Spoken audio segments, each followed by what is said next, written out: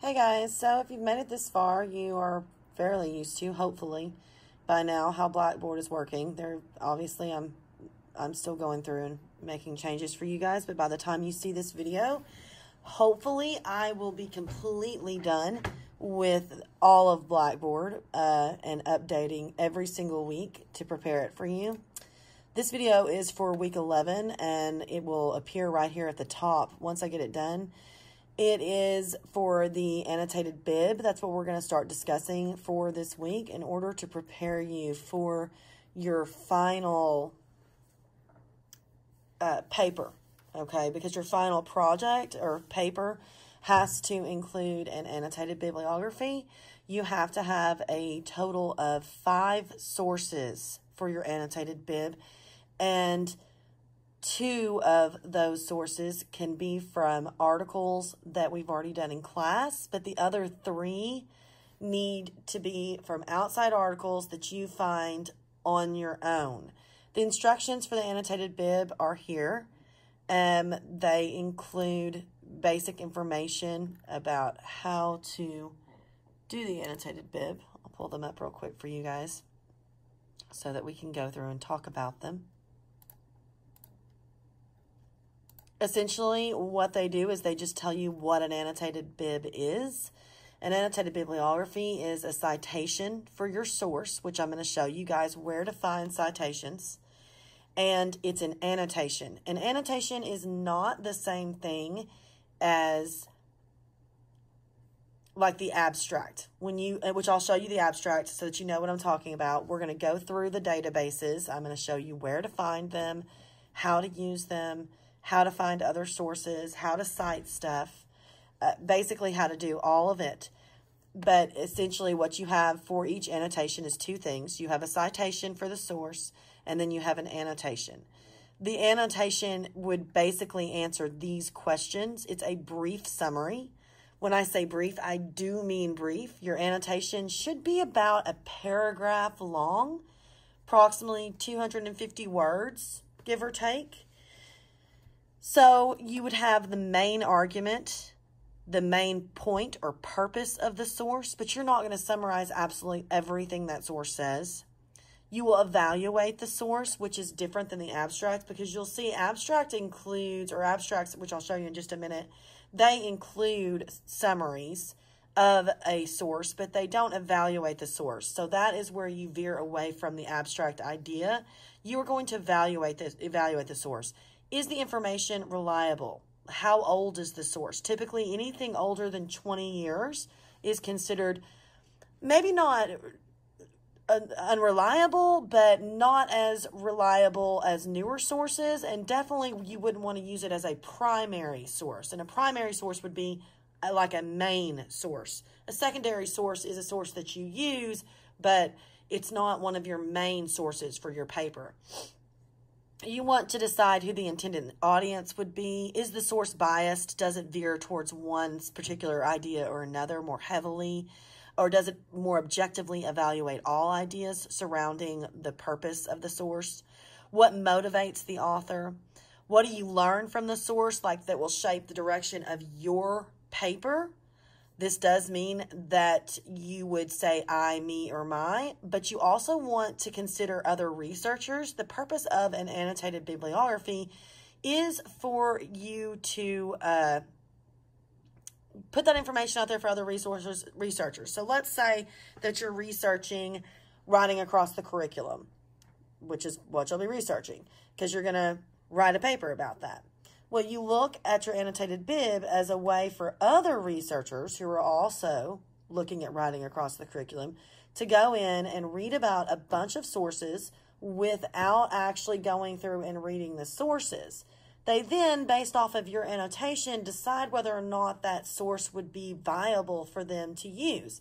If they think it's viable, obviously they'd go seek the source out using the citation that you include, and then they would go through and read the source themselves. It's supposed to allow other researchers the ability to do a bunch of research in a short amount of time and to focus in or narrow down their research. So that really is the purpose of it there. So you must, when you consider how the source will shape the direction of your paper, also consider how it might help other researchers.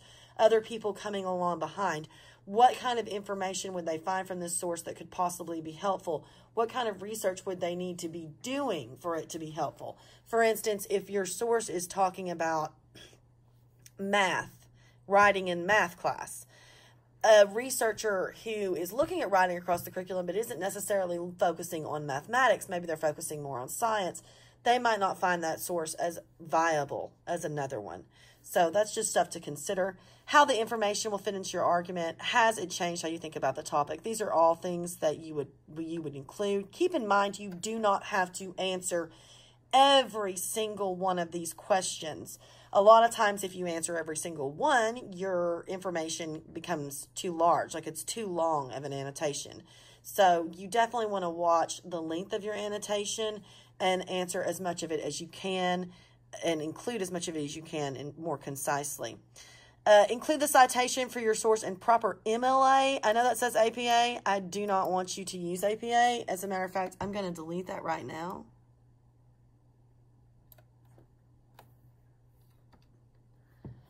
I don't use APA, and I'm sure I know you guys use APA for a lot of your classes, but because this is an English class, we're going to focus on MLA.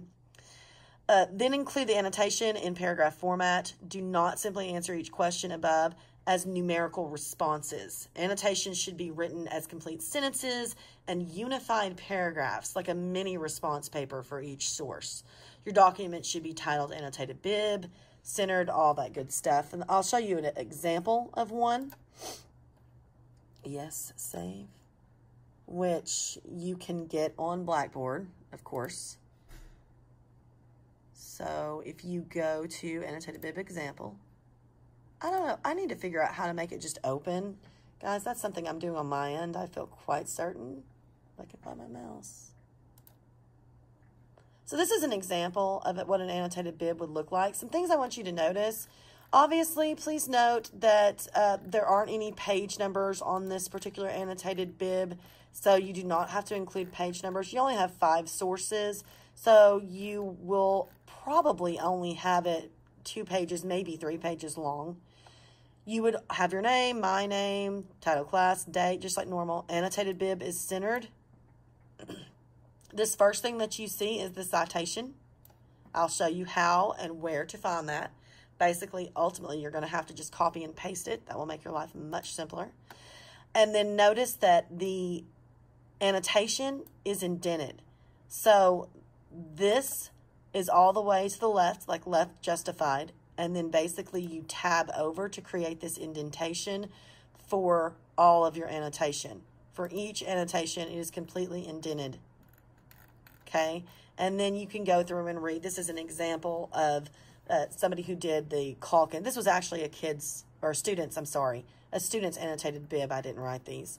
But for somebody who did the Lucy Calkins as one of their annotations, I would like to point out that Lucy Calkins is really, really old. So you need to keep that in mind as you're referencing her. You definitely probably, if you're going to use her, wouldn't want to have her be a primary source. She would be more of a secondary source because of the fact that she is well-versed on the subject. Almost everyone you come across is probably going to reference Lucy Calkins, but the fact that it is so old, you definitely want some newer sources. Ray and Kittle, you can definitely use both of these because these are newer sources, but keep in mind only 2 of your sources can come from stuff that we use in class. The other 3 need to be from stuff outside of class.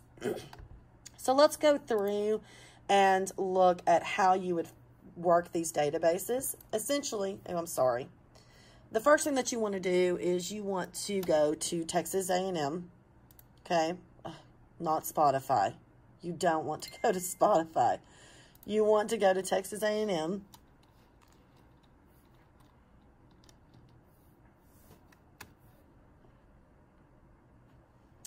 And then you want to, now bear with me, I always have to remember how to do this. Go to Quick Links and go to John F. Moss Library, okay?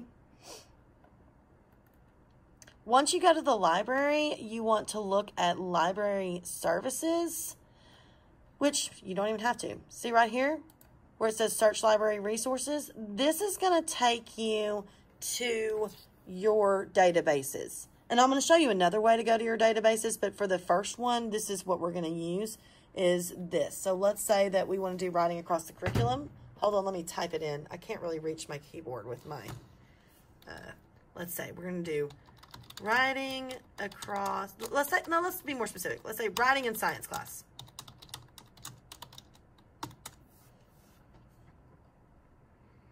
Search. All right, now it's definitely going to ask you to log in, just like this one asked me to log in. I'm going to log in to Texas A&M University at Texarkana, because that's obviously the people that I'm with. Sorry, they've changed this up some.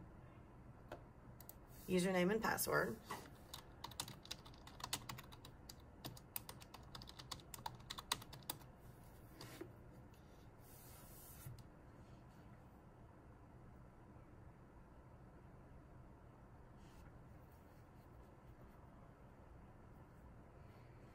And then obviously it brings up stuff that I can use possibly. Now there's some things that I want to point out to you right away.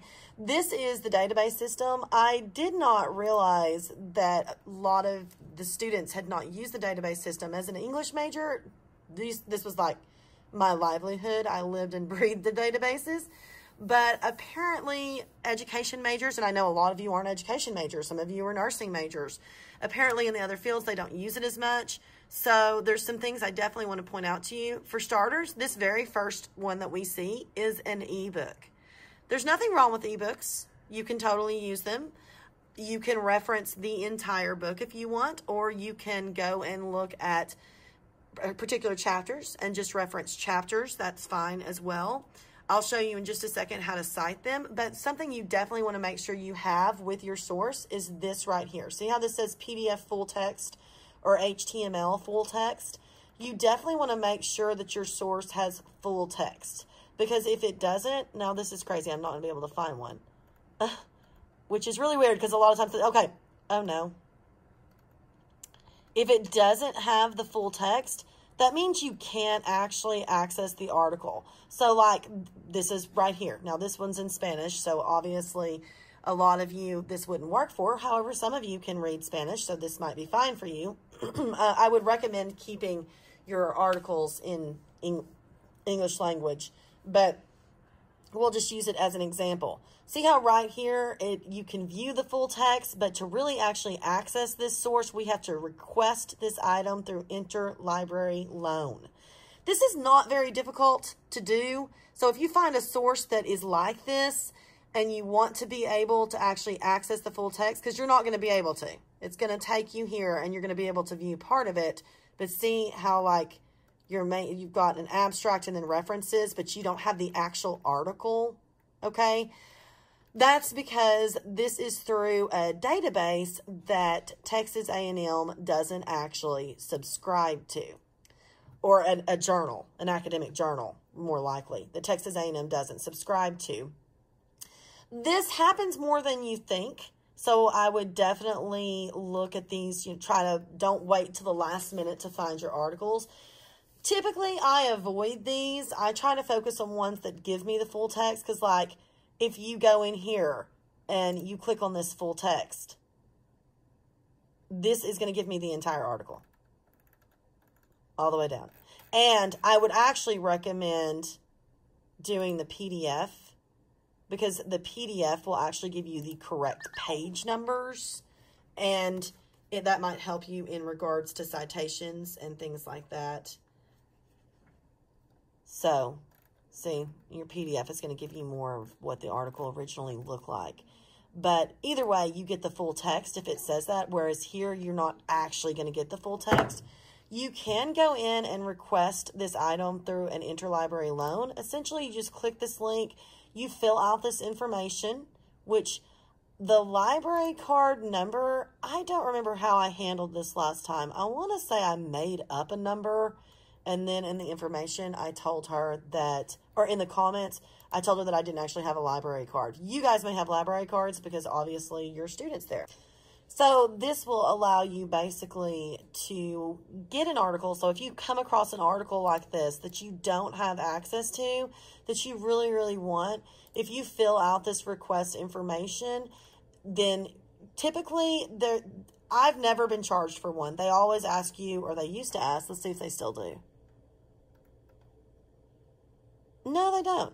Used to, they asked me how much I would be willing to pay for the article, because some situations they might not be able to get it for free, but I guess they don't do that anymore, which is awesome. Honestly, even when they did do that, I never encountered a situation where I had to pay for it. Typically, if you do this, this is going to take, I would say, about 2 days. The librarian is usually really quick with this stuff. I will definitely give her props for that. She's usually very on top of it, but she does have to contact that journal database, those people, and get the article from them or from another library who has that database. So you do need to be aware of giving her enough time. She will email you directly with the article through your Texas A&M email, and basically you'll be able to access it from then on. Now, most of the time with an interlibrary loan, there is limited time to the access. Like, you'll have, say, 3 days or 4 days to work with it, and then your time is up and you won't be able to access it anymore.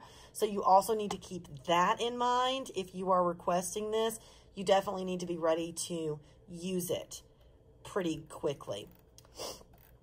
But that's basically, this is the database, and this is how you would go in. So, like, let's say that I wanted to look at writing for science, and I go to my PDF full text. So this is a possible article that I could use for annotation because it's writing across the curriculum, and I might be able to use it in my paper. That is something that you want to take into consideration. I would not waste your time including annotations for articles that you are not going to use in your final paper. Yes, I'm not going to dock you points, okay, by any means, but in that same respect, oh, this is a long article.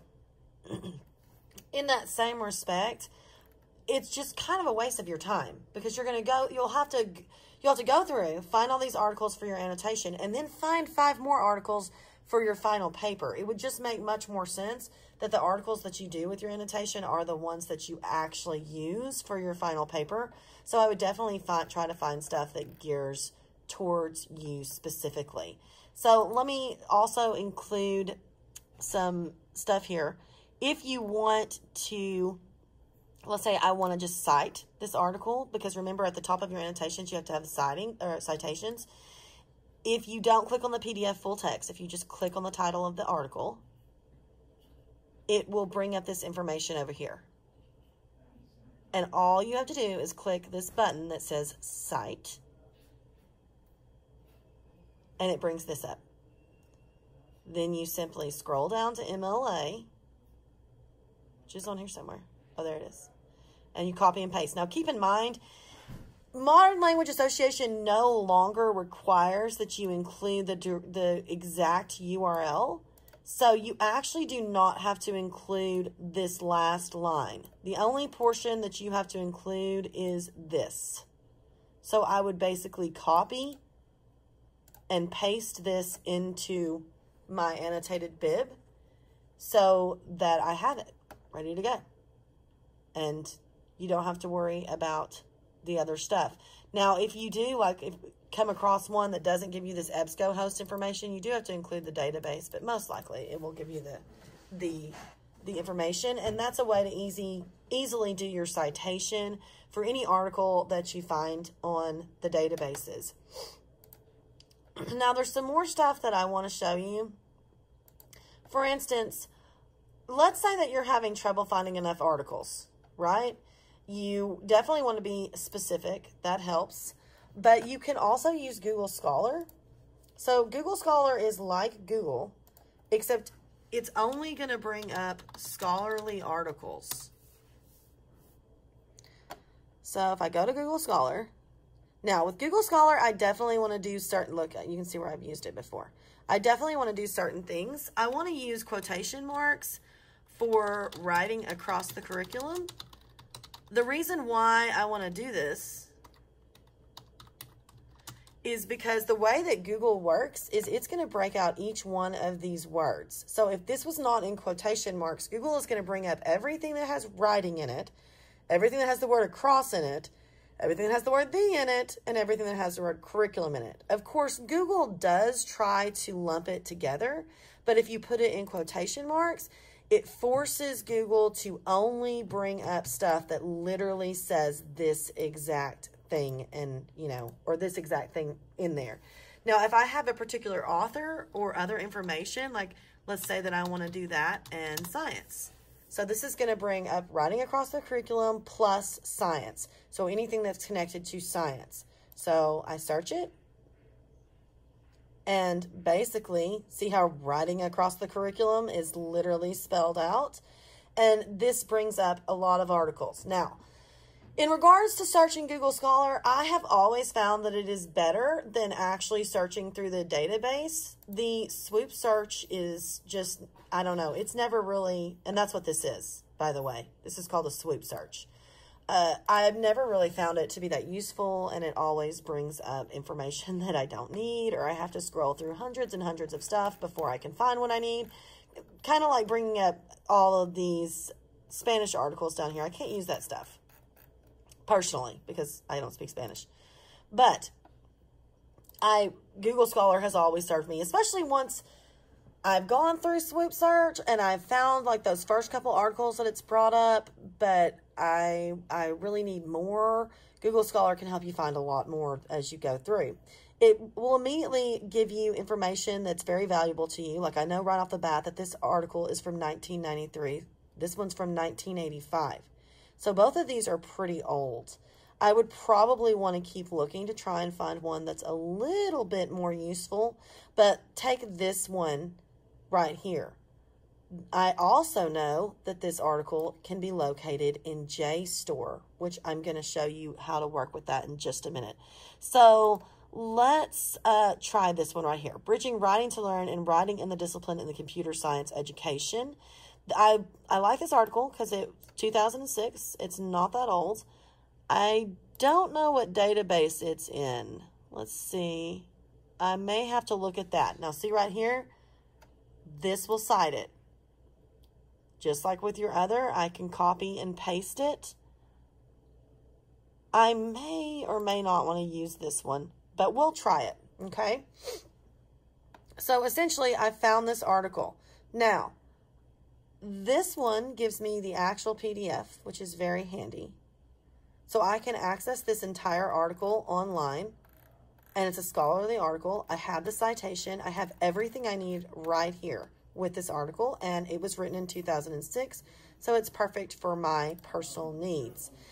A lot of the articles on here, they don't offer you that ability. So let's say,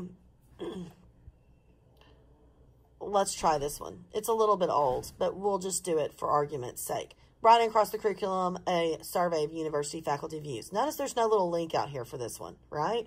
What that means is that we'll try it. It's very possible that it's going to ask me to pay for this article. Do not do that. Do not pay for these articles, ever, okay?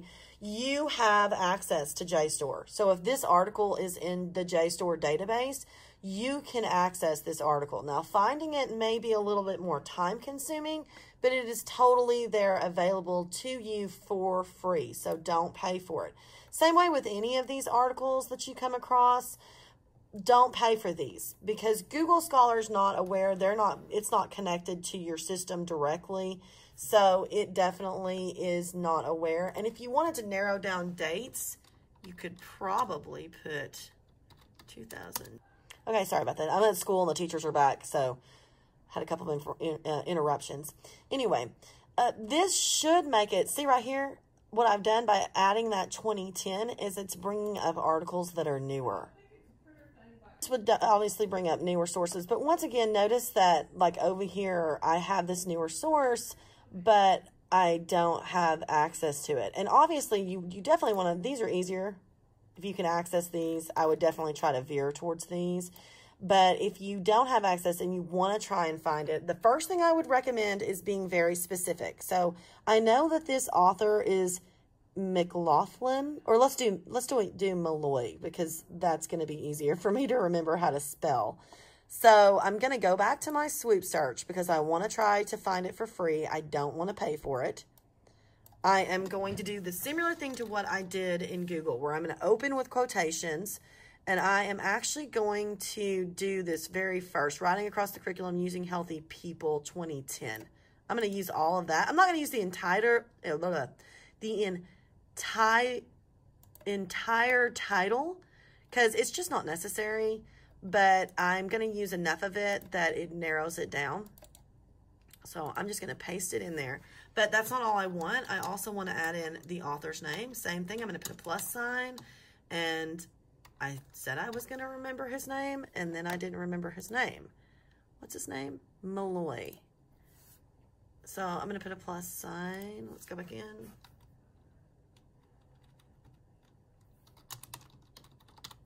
All right. And so now I'm going to search for that particular article. Now, keep in mind, look, there it is. Swoop search will do the same thing Google does. If you have a big, long title like this, swoop search is going to go out and they're going to first find everything with writing and everything with across and everything with the and everything with curriculum. Obviously, it's going to try to chunk it together, but it will also bring up articles that are outside of that chunk. So if you wanted to look for a big, long title, putting in quotation marks could definitely happen or help you. And then obviously adding in little details like adding in the author's name, and make sure you have the plus sign, because what that tells, did I include that in? I don't know. Anyway, because what that tells the swoop search or Google is that I want this exact phrase, but I want it to also be connected in some way to this name or this information. And here it is. It brought it up. There's a link to the full text basically right there, and I didn't have to pay for anything. So you definitely want to go this route. If you find something in Google Scholar, that's great. You want to use that information if at all possible. See, there's the article. Like I said, I prefer Google Scholar. I prefer finding articles through there and then going back to the swoop search. You can do it either way. Whichever way you prefer is completely fine with me. Once again, you have plenty of places to cite. Always look for that cite button. It's always there available. It's over here on the Google Scholar. Where was that article? It's right here. But see, on Google Scholar, you couldn't access it. There's no way to access it out here. But you could still cite it. I would try to cite it from the particular database you get it from. So, for instance, I got it from this database, so I'm going to use this particular citation rather than citing it from Google Scholar, because Google Scholar is not, its citation is not going to include that database information because Google Scholar didn't get it from that database. It might, but it might not. I think it's be safer to include it from that database. So that's just the basic rundown of how you search the databases and do all that stuff. Now I have a couple more things that I want to show you, and then we will be done for this particular video. One thing would definitely be WorldCat. WorldCat is a way to cite books. So for instance, let's take the writing workshop book, right? What I want to do is I want to use this book, right? But I can go through the whole process of figuring out how to cite it by going to Purdue and looking up all the information and entering it little by little, or I can just open up to it's like the references page, okay? Typically at the bottom, you will come across an ISBN for your book. If I come across an ISBN for my book, I want to obviously click on books, and I want to type in that ISBN. ISBN. Now, it's been a while since I've done this, so bear with me. This may not work as well as it used to. 08141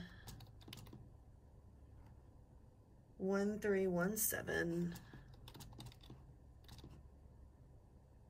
6.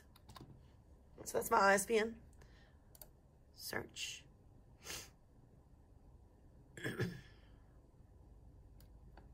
No, that's not what I meant. All right, hold on. They used to group-related editions. Do you want to expand your search to libraries worldwide? Yes, I do. And I want it to be ISBN. See, this kind of bugs me. I'm probably going to edit this portion out. Let's see. Search WorldCat books. We'll just try typing in the name of the book, The Writing Workshop. I'm going to put it in quotation once again. And I'm going to say it's by Ray. Let's see if we can find it that way. All right, there it is. That works just as well. Okay. The quickest and most surefire way, honestly, used to be to type in the ISBN, but they also used to have a different setup where you actually went into WorldCat and you could select ISBN. So that's the whole thing. Anyway, let's say that you want to use Ray and you want to quickly and easily create that citation. If you go to WorldCat for any of your books and you locate the book, then cite it. Okay, and you want to select a style, which is going to be MLA. And there, proofread the citation. There it is. That's all you need, right here. And there's your book. Okay, so I wanted to show you that in case you were looking for citations for your books and how to do that. I also want to show you one more thing, and then I promise we'll be done with this video. When you are searching for articles, let's say that you go into Google Scholar and you find an article that you really, really like. You've looked on Swoop Search, but you can't get it to bring it up on Swoop Search, especially if it's in JSTOR. I don't know what it is about JSTOR, but a lot of times when you search stuff on JSTOR, you cannot get that stuff to reveal itself on Swoop Search, even if it's there. I don't know what the deal is with it. But basically, what you want to do is go to, I think it's Library Services. Maybe not. Course, Reserve, Library Instruction, My Library. No, it's not Library Services. You want to go to Library Resources, maybe. Okay, yeah, you want to go to Library Resources. And if you look over here, this is where you can find individual databases outside of the Swoop search. Why you would want this? So that you can go, say, to JSTOR, to that individual database.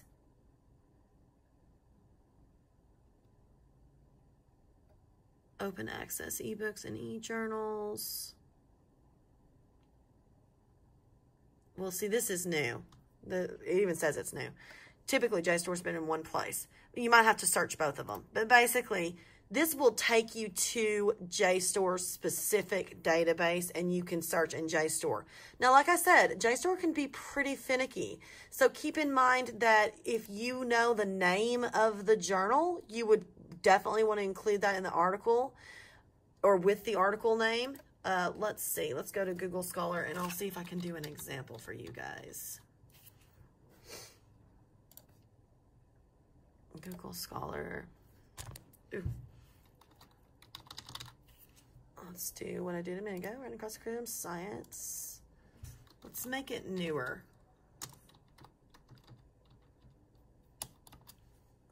All right, and let's see. Let's find a JSTOR one.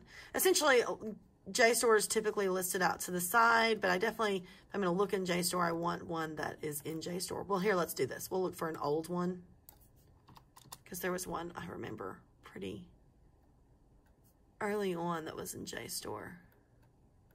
Okay, right here. So the second stage in writing across the curriculum, this is in JSTOR. It tells me it's in JSTOR. If it's in JSTOR, I can access it. Now, a lot of times I might have trouble finding it, but if I really want this article, and some of you, this will happen. Some of you are going to be like, oh, it doesn't matter. I can just kind of get whatever. But I guarantee that some of you are going to have that moment where you find an article that you really, really want because it's just perfect and you want to be able to access it. So if that's the case, the first thing I'm going to attempt is just like what I did last time. I'm going to put it in quotation marks, and I'm going to add in the author's name, which is Bazerman.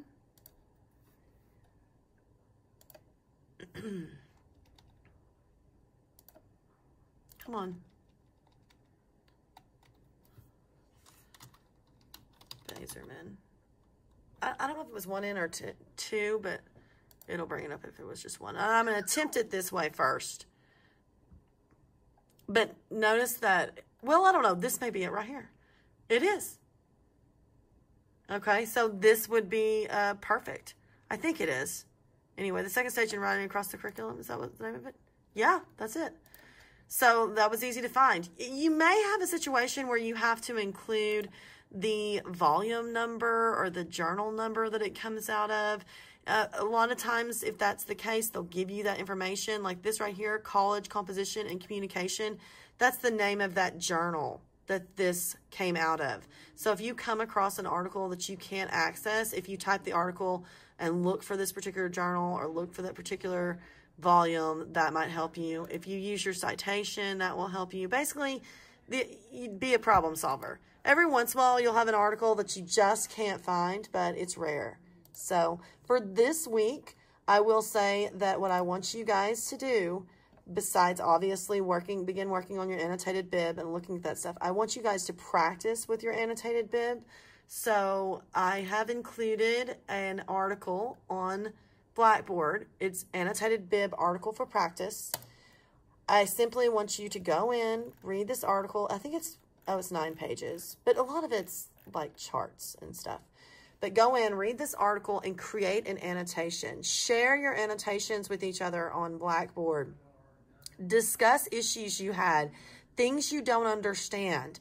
Help each other. Now, of course, just like how we did this in class, I don't know if you remember in class where I asked you the questions and you answered them for each other first, and then I answered any questions left unanswered. Same idea here. I'm going to give you the attempt or the chance to kind of answer for each other, but then, of course, if I see that there's something that everyone's asking, nobody really knows, I will definitely address it on that discussion board as well. But this is something that I'd like to see you guys do besides just your regular discussion for that week, is work on these annotations just to make sure that you feel strong in how to do the annotated bib. As always, you can always text or call if you have questions. The annotated bib is a little ways out. It's due, let's see.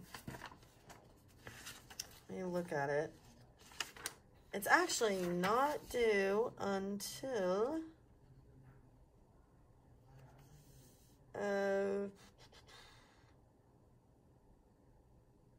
well, with your finals week 16 is when it's actually due. So you definitely have time to work with it, but I don't want you guys to wait. It'll take you a while to find these articles, and I want you to feel solid in how to annotate them. So like I said, let me know if you have any questions, and I hope all is going well. Talk to you guys next week.